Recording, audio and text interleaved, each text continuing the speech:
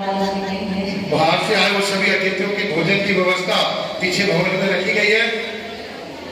और बाकी लोग जा रहे हैं इसलिए मैंने कह दिया है, और किसी को जाना हो तो वो भी जा सकता है, बीच में से मत उठना। ओम नमः सिद्धेभ्यः। बस थोड़ी देर बाद आपको मिल जाएगा, लेकिन आप कम से कम परमात्मा का स्मरण तो मन से करें। ओम नमः सिद्धेभ्यः। ओम नमः सिद्धेभ्यः। यस्य स्वयं स्वभावकृतस्य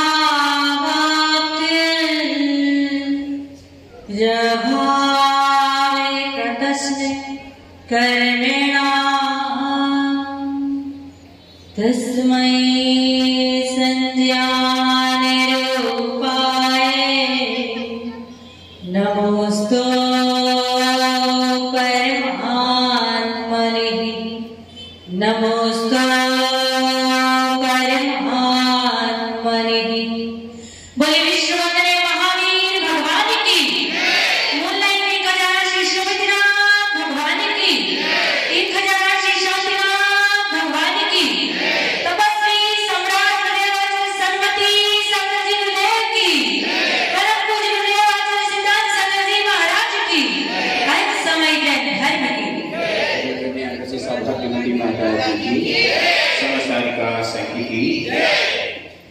कुछ भी नहीं असंभव जग में।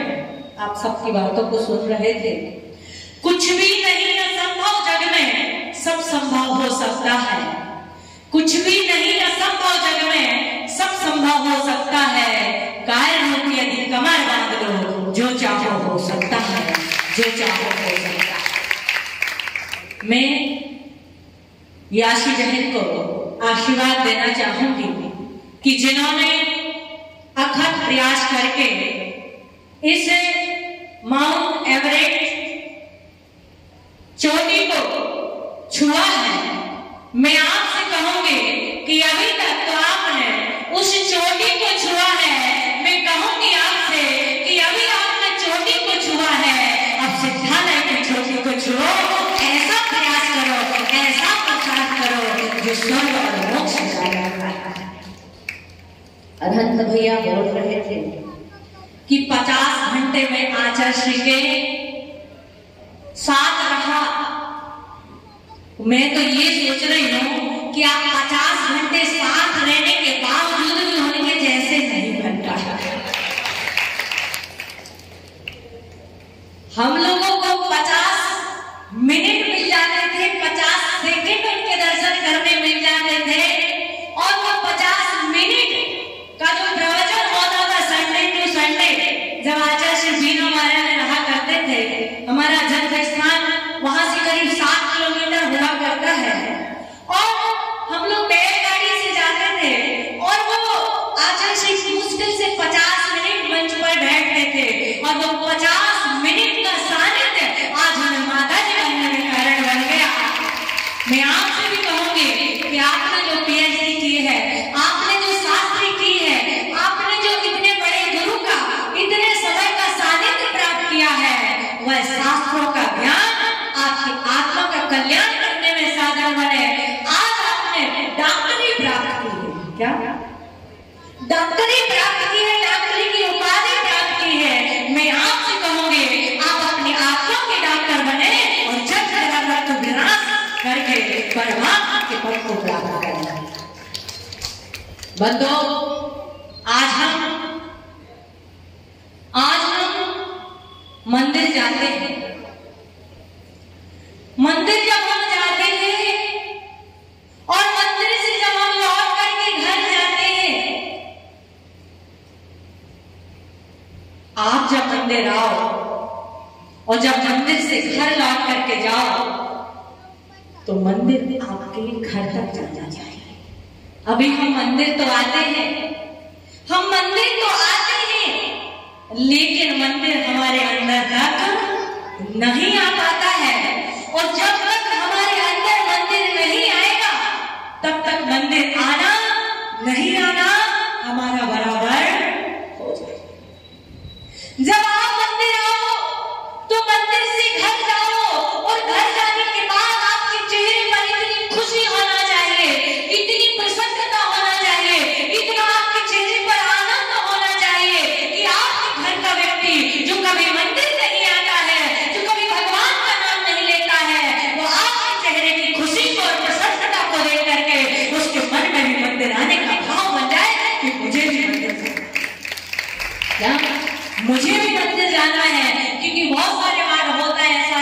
कि हम मंदिर आते हैं और मंदिर से घर जाते हैं तो हमारे अंदर एक चिड़चिड़ापन होता है, एक अलग ही हमारे चेहरे की अलग ही रौनक होती है। और उस चेहरे की रौनक, उस चेहरे के वातावरण को, आपके स्वभाव को देख करके आपका बच्चा, आपका पौधा आपको देख करके ये कहता है कि हमारी दादी मंदिर जाती है, हमारे दादा मंदिर जाते हैं, हमारी मम्मी मंदिर जाती है, हमारे पापा मंदिर जाते हैं। लेकिन जितने मंदिर जाते हैं उतने ही घर आकर चिड़चिड़ाते हैं। क्या? उतने ही घर आकर के चिड़चिड़ाते हैं, उतने ही ज्यादा चिड़चिड़ाते हैं। इसलिए भैया हमको मंदिर,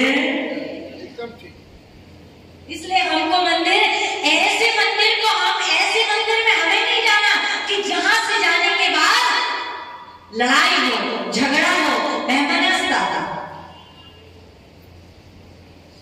हर मंदिर आने वाला व्यक्ति, हर मंदिर आने वाला व्यक्ति धार्मिक हो जाए ऐसी कोई जरूरी नहीं कि हर मंदिर आने वाला व्यक्ति धार्मिक बन जाए, धर्मात्मा बन जाए।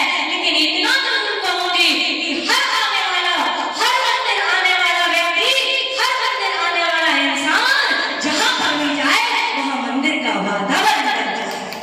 यदि मंदिर का वातावरण बनता है तो समझना हमारा मंदिर आना सब।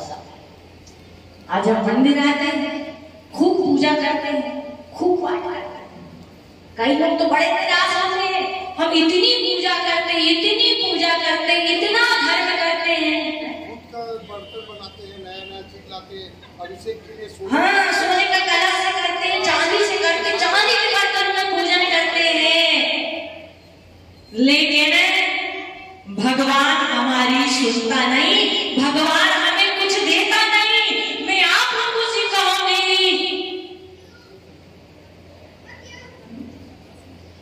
जो रब को दिल देता है, रब उसको सब कुछ देता है। जिसने रब को नहीं दिया, जिसने रब को खुश नहीं किया, वो दुनिया को खुश नहीं कर सकता। जिसने रब को खुश कर लिया, उसने सबको खुश कर दिया। इसलिए भगवान को खुश कर, जो भगवान को दिल देता है, भगवान उसे दिल से देता है। हम भगवान को दिल नहीं देते, दूसरों को दिल दे देते हैं और चाहते हैं कि भगवान मुझे कुछ दे दे। तो भगवान से तब मिलेगा जब आप भगवान को दिल दोगे, तो भगवान भी आपको दिल से देगा। बहुत सारे लोग होते हैं जिनके मन में ये मन में विकल्प होता है कि भगवान हमें कुछ देते नहीं, भगवान हमें कुछ देते नहीं। भगवान देते हैं कि नहीं? क्यों? हम यही कहते, अपने बच्चों से कहते, अड़ोसी से कहते, पड़ोसी से कहते हैं कि भगवान हमें कुछ नहीं देते हैं।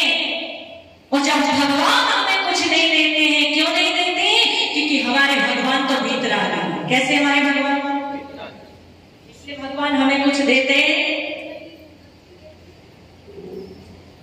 यासी दीदी, जब आप चोटी पे चढ़ने के लिए जा रहे थे, तब आपने भगवान का स्मरण किया था कि नहीं? और जब भगवान का स्मरण किया था, तब आपने विचार किया था कि मुझे ये सफलता है भगवान, मुझे किसमें सफलता मिले? किया था? जब भगवान कुछ देते ही नहीं तो वहां फिर प्रेयर करने की जरूरत कहाँ है? वहां बोलने की जरूरत कहाँ है कि भगवान मुझे दे दो, ये मुझे मिल जाए? भगवान हमारे सब कुछ देते। क्या? ये लाइन आप अपने दिमाग से हटा लेना कि भगवान हमारे हमें कुछ देते नहीं है। भगवान हमारे करता नहीं है, धरता नहीं है, हरता भी नहीं है, करता भी नहीं है, लेकिन हमारे भगवान दाता है। क्या है हमारे भगवान? भगवान के पास 9 लब्धियां होती। कितनी लब्धियां होती? 9 लब्धियां हुआ करती है। और 9 लब्धियों में आपने तत्व सूत्र पढ़ा होगा, उसमें लिखा है दान, लाभ, भोग, बिरयानी है ना? तो सबसे पहली ही लब्धि होती है, कौन सी लब्धि होती है? कौन सी लब्धि होती है? दान। हमारे भगवान कैसे थे? दाता है। यदि दाता नहीं होते तो हम ये नहीं कहते अपुत्रीन को तू दरिद्रीन को तू भले द्रौपदी महासंकटों से निकाले विधाता सवै संपदा सर्व को दे दाता। क्या कहा? दरिद्रीन को द्रव्य के दान दीने, अपुत्रीन को तो भले पुत्र दीने, महासंकटों से निकाले विधाता सवै संपदा सर्व को दे दाता। आप कहीं मत मांगना, किसी से मत मांगना, लेकिन भगवान से मांगना। किससे मांगना? किससे मांगना? क्यों मांगना? क्योंकि जिसके पास है उससे आप मांगोगे तो मिलेगा, जिसके पास कुछ है ही नहीं उससे मांगोगे तो आपको क्या मिलेगा? भगवान के पास तो अनंत वैभव है और वो हमें इच्छा से नहीं देते, बस हम भक्ति करते हैं अपने आप हमें प्राप्त हो जाता है, अपने आप हमें मिल जाता है। वो कोई आपको बांटने के लिए देने के लिए नहीं आते, बस असते आपकी जैसी भक्ति होती, जैसी आपकी श्रद्धा होती है, उस रूप हमें प्राप्त हो जाता है। इसलिए जब भी हम मंदिर आए तो भगवान से प्रार्थना करें, दुख खो। क्या प्रार्थना करें? करते कि नहीं? बोलते ना, दुख खो कम खो। कुछ बताने की जरूरत नहीं है, सब ज्ञानी है, जानते सब है, खाली मानते नहीं। क्यों राकेश भाई? अब दुख खो, दुख खो। दुख कितने प्रकार के? कितने प्रकार के? कितने प्रकार के लोग? किसी की शादी नहीं हो रही इसलिए दुखी है, किसी का व्यापार नहीं चल रहा इसलिए दुखी है, किसी सास बहू की लड़ाई हो रही इसलिए दुखी है, किसी के यहाँ व्यापार नहीं चल रहा इसलिए दुखी है। कोई दूसरे को देख के, हाँ, कोई दूसरे के सुख को देखकर दुखी है। ये दुख तो दूर की बात है। जिसकी शादी हो गई वो भी दुखी है।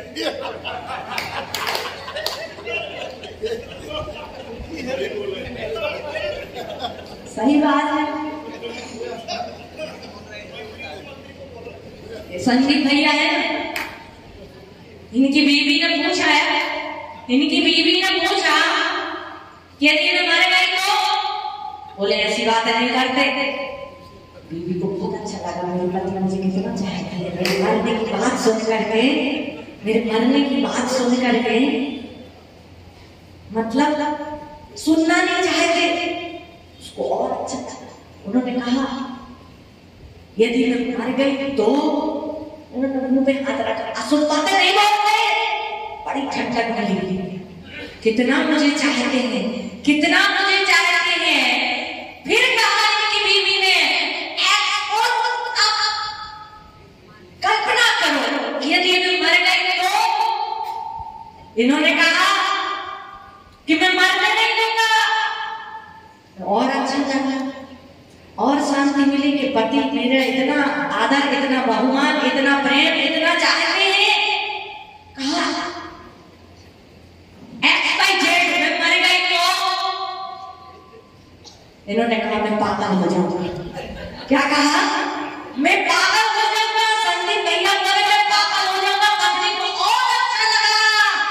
पत्नी ने कहा क्योंकि सब पत्नियों को डर रहता है कि ऐसा ना हो कि मैं मर गई, मैं चली गई, मेरे कुछ हो गया तो मेरे पति दूसरी शादी कर लेंगे, दूसरी ले आएंगे।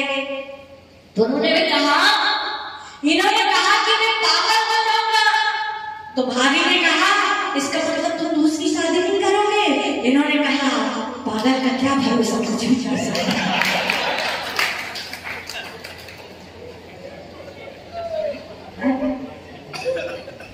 तो सब व्यक्ति दुखी है, किसी न किसी चीज से दुखी है। कोई किसी चीज से दुखी है, कोई किसी चीज से दुखी है। दुखी है इसलिए हम भगवान से कहते हैं कि दुख हो, मेरे दुखों का क्या हो? क्षय हो। और जब दुखों का क्षय होगा यदि आपके घर में अध्यक्ष जी, यदि घर में कोई व्यक्ति बीमार पड़ा है, आपका मंदिर में लगेगा क्या? बहन भैया, लगेगा मन? नहीं लगेगा। यदि हमारा व्यापार नहीं चल रहा है, तुम्हारा मन मंदिर में नहीं लगेगा। यदि हमारे घर में कोई परेशानी चल रही, लड़ाई झगड़ा कुछ भी चल रहा है, तुम्हारा ना तो मंदिर में मन लगेगा, ना पूजा में मन लगेगा, ना स्वाध्याय में, ना माला में, किसी चीज में मन नहीं लगेगा। लेकिन सब कुछ सुख है, सारे लोग सुखी हैं, सारी चीजें अनुकूल हैं, तो हमारा क्या लगता है? सब चीज उत्तम कार्यों में क्या लगता है? मन लगता है। इसलिए हम भगवान से कहते हैं, क्या कह रहे हैं? दुख खाओ, मेरे दुखों का क्षय हो। जब दुखों का क्षय होगा तो कर्मों का क्षय होगा। तो कर्मों का क्षय कब होगा? जब हम निराकुलता से भगवान की देवसात्व की भक्ति कर पाएंगे, तभी हमारे कर्मों का क्या होगा? वो ही लाभ होगा।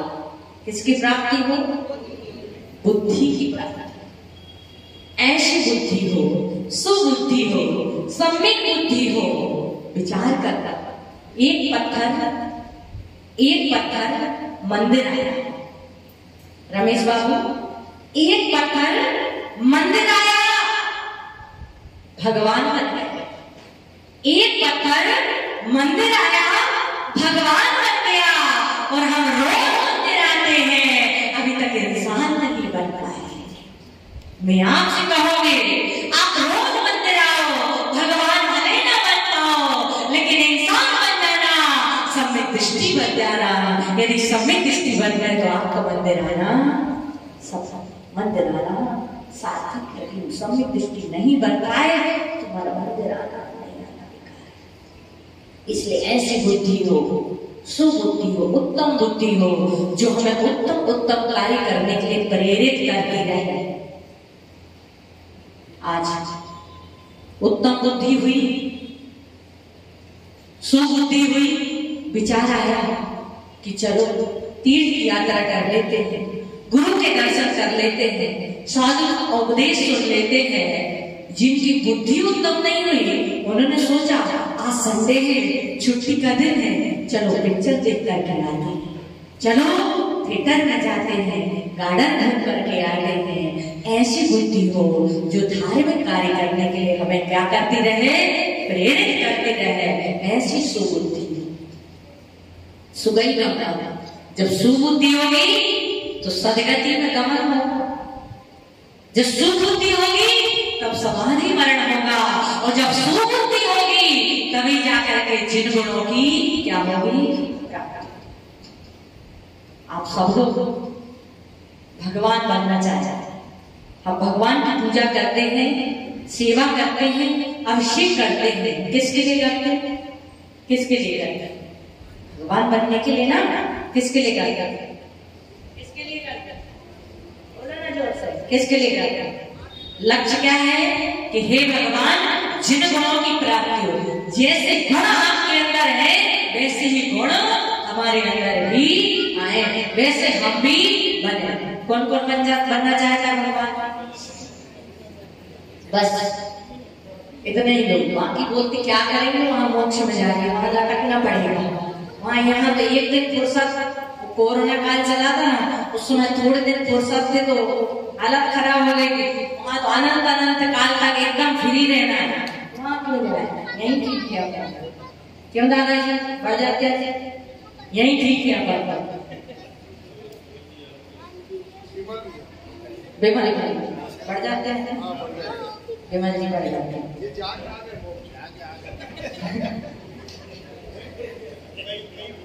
विमल दादाजी ऐसे हैं, पूछा, सभा में पूछा गया कि कितने लोग हैं जो स्वर्ग जाना चाहते थे। सारे लोगों ने हाथ ऊपर कर दिए, लेकिन विमल दादाजी ने हाथ ऊपर नहीं किया। विमल दादाजी ने हाथ ऊपर नहीं किया।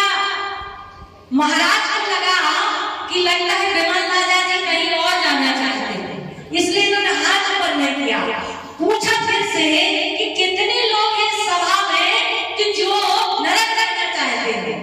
किसी ने हाथ ऊपर नहीं किया। स्वर्ग जाने के लिए सबने हाथ ऊपर किया, खाली विमल दादाजी ने हाथ ऊपर नहीं किया। जब नरक की बारी आई तो किसी ने हाथ ऊपर नहीं किया। सोचा कि शायद विमल दादाजी कर देंगे हाथ, लेकिन उसमें भी नहीं किया। महाराज ने पूछा कि दादाजी आप तो स्वर्ग जाना चाहते हो, तो नरक जाना चाहते हो, तो फिर क्या चाहते हो? इन्होंने कहा इस पृथ्वी को ही स्वर्ग बनाना चाहता हूं, क्योंकि यहाँ यदि हम स्वर्ग का जीवन नहीं जी पाया तो स्वर्ग में जाकर के भी स्वर्ग का आनंद नहीं ले पाएंगे। और यदि हमने यहाँ स्वर्ग का जीवन जी लिया तो कहीं पर भी चले जाएंगे, वहां स्वर्ग का जीवन जी लेंगे। हम भगवान के पास आते हैं, हम मंदिर में आते हैं, भगवान को देखते हैं, भगवान की पूजा करते हैं, भगवान का अभिषेक करते हैं। कितने लोग हैं जो रोज भगवान का अभिषेक करते हैं? बहुत सुंदर। कितने लोग हैं जो रोज मंदिर जाते हैं? लगभग सब। ध्यान रखना कि जो लोग रोज जिनालय जाते हैं, जो लोग रोज जिनालय जाते हैं, जो रोज जिनालय जाते हैं, एक दिन शिवालय जरूर जाएंगे, क्योंकि जिनालय वही जाता है जो शिवालय जाने का रास्ता बनाता है।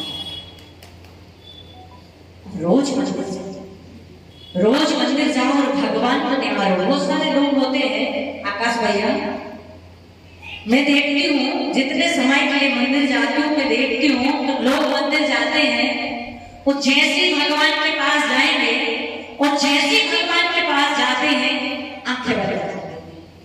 क्या कर देते हैं संदीप भैया? जाकर के चावल चलाएंगे और जाके खड़े हो जाएंगे भगवान के सामने और आंखें बंद कर लेते हैं। क्यों क्यों क्यों कर लेते आंखें बंद? क्योंकि कुछ मांगते थे, कुछ बोलते अंदर अंदर, जिसकी जो इच्छा होती है वो मांगता है, जो बोलता है। आकाश भैया, आपकी शादी हो गई ना? आपकी जब शादी होने वाली थी, जब आप देखने के लिए गए थे किसी लड़की को जिसके साथ आपकी शादी हुई है या होने वाली थी, उसको देखने गए थे, तो आप उसके सामने जाके आंखें बंद करके बैठे थे, खोलते कैसे बैठे? आंखें खोल के देखा था कि बंद कर? एक नजर में देखा होगा तो कैसे देखा होगा? क्यों भाई साहब? रमेश बाबू, खोल के देखा था कि आंखें बंद कर? भले छुप के देखा होगा, लेकिन वो बोले उस समय खोल के रखते थे, बंद हो गई। आंखें खोल करके देखा था, और जब खोल करके देखा था और यदि घर में आकर के अभिषेक भैया खोल के देखा था कि बंद करके देखा था? खोल के देखा था, भले एक नजर देखा था, लेकिन इतनी अच्छे से देखा था कि यदि दोस्त के लिए उसका क्या बोलते हैं, स्क्रैच निकालना पड़ता तो बता देते ऐसी नाक है, ऐसी आंखें हैं, ऐसे बाल हैं, ऐसी आंखें, सारी चीजें बता देते। जहां आंखें बंद करना चाहिए वहां खोल लेते हो, और जहां खोलना चाहिए वहां क्या करते हो?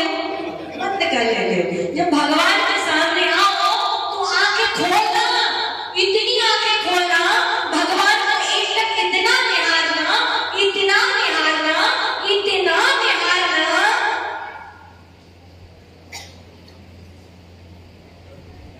एक पलक झपका है, जब सौधर्मेंद्र भगवान की एक झलक भगवान को देखता है तो कितने नेत्रों की ज्योति डालता है? कितने नेत्रों की? राकेश भैया, सौधर्मेंद्र बने कभी?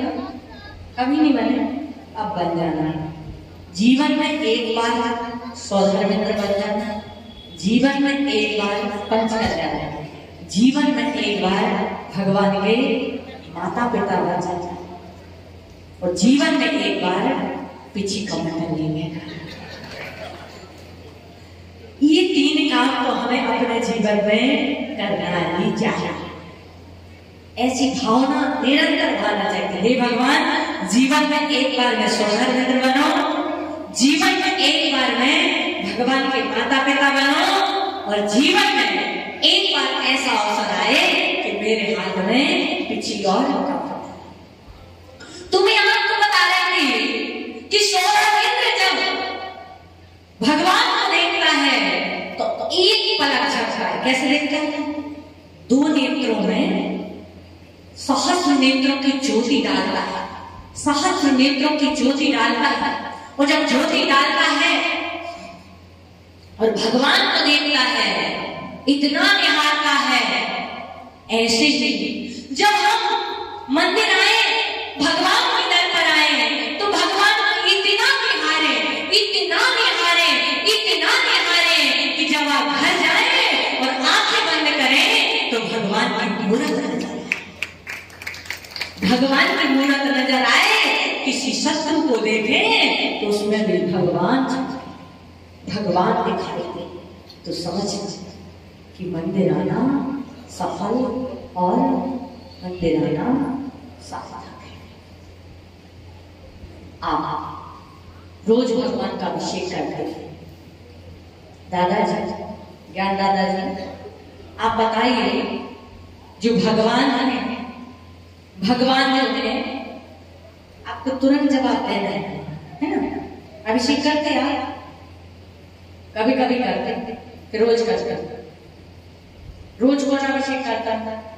आप करते हैं, आप भी करते हैं। अच्छा, आप ही बताइए, आप बहुत अच्छे लगते हैं, आप बताइए, तुरंत बताना कि भगवान का जो हाथ है, कौन से हाथ के ऊपर कौन सा हाथ है? नहीं पता। रोज अभिषेक करते हैं, और ऐसे रख के थोड़ी बता रहा है, वही तो बात है। ऐसे रख के नहीं बता, ऐसे रख के कोई भी बता दे, तुरंत बता दे कौन से हाथ के ऊपर कौन सा हाथ है? राइट के ऊपर लेफ्ट, आप सबने ऐसे ऐसे करके एक्सप्लेन कर लिया, उसके बाद आपको याद आया कि लेफ्ट के ऊपर राइट है। चलिए कोई बात नहीं, आपने एक्सप्लेन कर लिया कि लेफ्ट के ऊपर राइट है।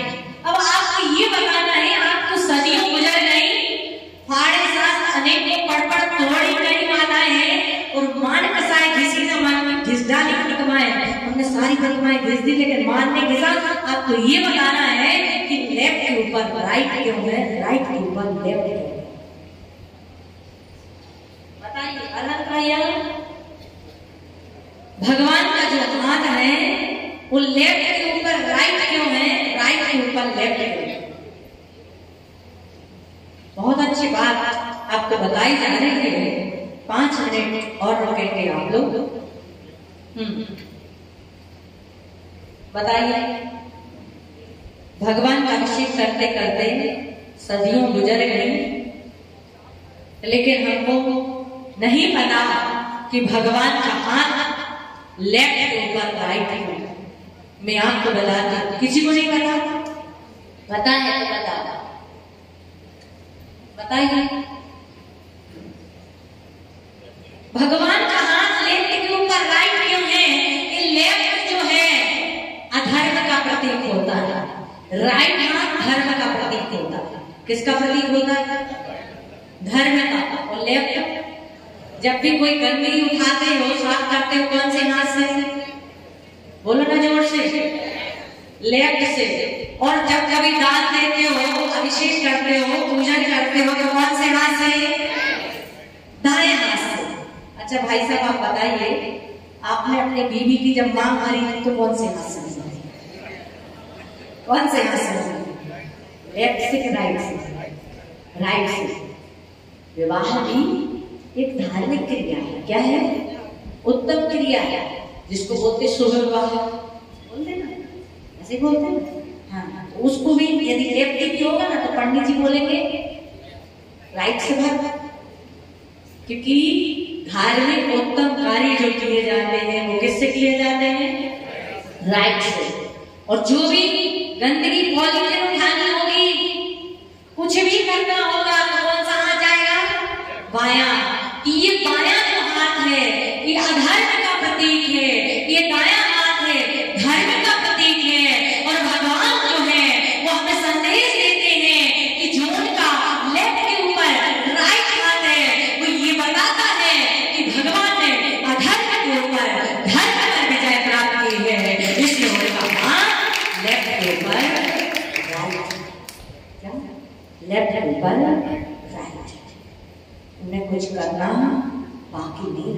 इसलिए वो हाथ में हाथ रख करके बैठे हैं। भगवान का एक एक अंग हमें बहुत बहुत उपदेश देता है, बशर्ते हमारे पास वो ज्ञान नहीं है, वो हमारे पास प्रज्ञा नहीं है जो हम उस ज्ञान को क्या कर सके, समझ सके। इसलिए गुरुवाणी के माध्यम से हम जिन वाणियों को समझ सकते हैं, भगवान के स्वरूप को हम समझ सकते हैं। इसलिए मंदिर जाओ तो इतनी प्रसन्नता से खड़े होकर के जाना, मंदिर जाओ तो प्रसन्न होकर के जाओ कि आपको देखकर लगे कि ये व्यक्ति मंदिर जा रहा है। और मंदिर से जब बाहर निकलो, मंदिर से जब घर पहुंचो तो घर में भी आपके अंदर की प्रसन्नता झलकना चाहिए, खुशी झलकना चाहिए, ताकि घर का नहीं आने वाला मंदिर इंसान उसे भी मंदिर आने का विचार आ जाए। इतनी सरलता, इतनी शीतलता, इतनी सौम्यता, ऐसा ना हो कि हम मंदिर से घर जाएं और बस यहाँ पढ़ करके जाएं, उत्तम क्षमा कहो रे भाई यह भव जस पर भव सुखदाई, और घर जाकर के चालू हो जाए खूब लड़ी मर्दानी मैं तो झांसी बाती। यदि ऐसा रहेगा तो मंदिर आने का भाव नहीं बनेगा और सौम्यता, सरलता, मंदिर का आचरण घर तक जाएगा तो मंदिर नहीं आने वाले व्यक्ति को प्रभावित करेगा। आपका आचरण, आपका जीवन, आपका प्रभाव और आपका पूरा। इसलिए मंदिर से घर जाए तो मंदिर को थोड़ा सा घर तक लेकर के जाए। आप गंदोदक लेके जाते हैं, गंदोदक तो ले जाए, लेकिन गंदोदक के साथ मंदिर के आचरण को अपने घर तक ले जाए, ताकि आपका घर पवित्र और ऊर्जा से ओत-पोत हो जाए। समय हो रहा है, अतः मैं आप सबसे यही कहूंगी कि हमारे बीच में दीदी जी जिन्होंने इतना बड़ा मुकाम हासिल किया, यदि हमारे बच्चे किसी ऊंचाई को छूने का प्रयास करते हैं, उनके मन में यदि कोई इच्छा होती है कि हम भी आगे बढ़े, तो हम बहुत सारी चीजों को ध्यान में रखते हुए सोचते हैं क्या होगा, कैसे होगा, और हम उसी की भावनाओं को दबा दिया करते हैं। ऐसे एक बेटी नहीं बल्कि हम सबकी बेटी भी उस मुकाम हासिल कर सकती है। उसे भी ऐसे विभूतियों को देख करके उन्हें प्रेरित करें कि आप भी ऐसा कार्य कर सकते हैं। हमारे अरहंत भैया ने जो जैन धर्म की जिन शासन की सांस लड़ाई है, जिन्होंने पीएचडी, लोग अन्य चीजों पर पीएचडी करते हैं, कोई किसी चीज पर करता है, कोई किसी चीज पर, लेकर उन्होंने ग्रंथों पर, शास्त्रों पर पीएचडी की, जो कि हमारी जैन समाज के लिए बहुत ही गौरव का अनुभव कराती है। मैं यही कहूँगी यह शास्त्रों का अध्ययन आपकी आत्मा का अध्ययन करने में कारण बने, और एक दिन यह अध्ययन आपकी आत्मा को परमात्मा बनाने में कारण बने।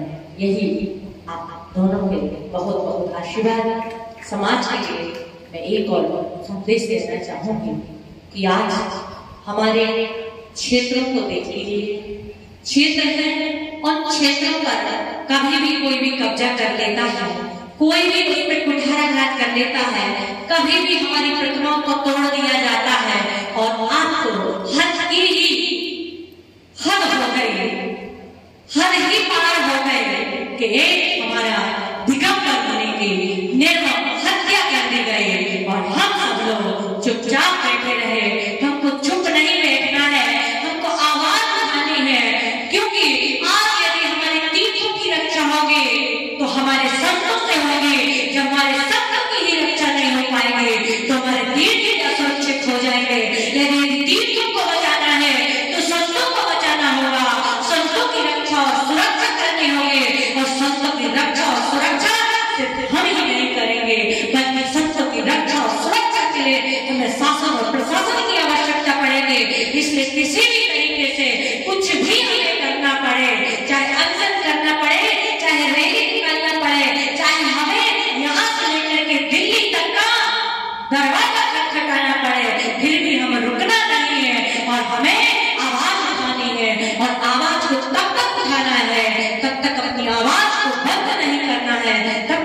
हमारे साधु संतों के लिए और हमारे तीर्थों की रक्षा और सुरक्षा का शासन बचत नहीं दे देती है, हमें दिक्कत नहीं दे देती है।